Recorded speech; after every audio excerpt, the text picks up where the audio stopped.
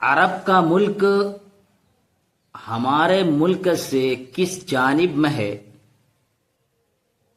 اس کی پوری تفصیل آپ حضرات کو بتاتا ہوں، اس کو نوٹ کر لیجئے۔ ہمارا ملک ہندوستان، اس کے پچھم حصے کی طرف سمندر بہتا ہے۔ اس سمندر کے ایک کنارے پر ہندوستان ہے اور دوسرے کنارے پر عرب کا ملک ہے۔ اس ملک عرب کا بڑا حصہ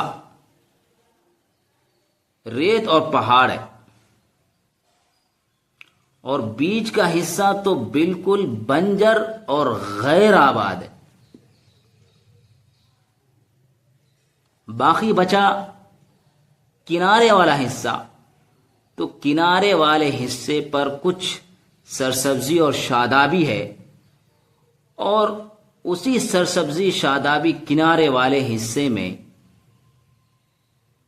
یہ ملک عرب والے بستے اور رہتے ہیں۔ اس کے ایک طرف بحر ہند ہے،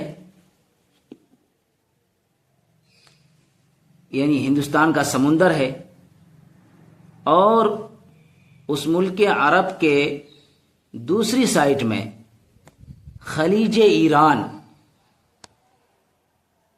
یعنی ایران کی کھاڑی ہے، اور تیسری جانب میں بحر احمر یعنی لال سمندر ہے۔ باقی بچا چوتھا حصہ، چوتھی جانب،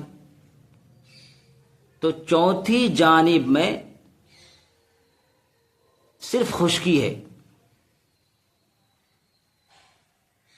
باقی تینوں حصے میں سمندر ہے، صرف چوتھے حصے میں خشکی ہے، اور اس خشکی میں ملک عرب عراق اور شام سے ملا ہوا ہے۔ اسی لیے ملک عرب کو جزیرہ نما اور جزیرہ یعنی ٹاپو بھی کہتے ہیں۔ جو حصہ بحر احمر کے کنارے کنارے لمبائی میں شام کی سرحد سے شروع ہو کر یمن کے صوبے پر ختم ہوتا ہے، اسے حجاز بولتے ہیں۔ یمن کا صوبہ بحر احمر کے کنارے کنارے حجاز سے عدن کی کھاڑی تک پھیلا ہوا ہے، اور یہ عرب کا سب سے ہرا بھرا اور آباد صوبہ ہے۔